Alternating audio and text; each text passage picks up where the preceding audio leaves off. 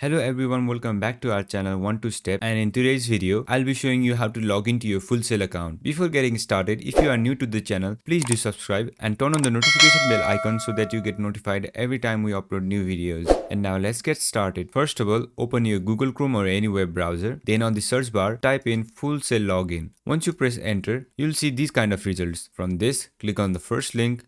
Then you will be taken to this page. On this page, click on the login button. Once you click on that, you will be redirected to this page. On this page, you will have to enter your email address and your password. And if you don't remember your login credentials, you can click on this link to get assistance with your login. Now go ahead and enter your email address. After that, enter your password.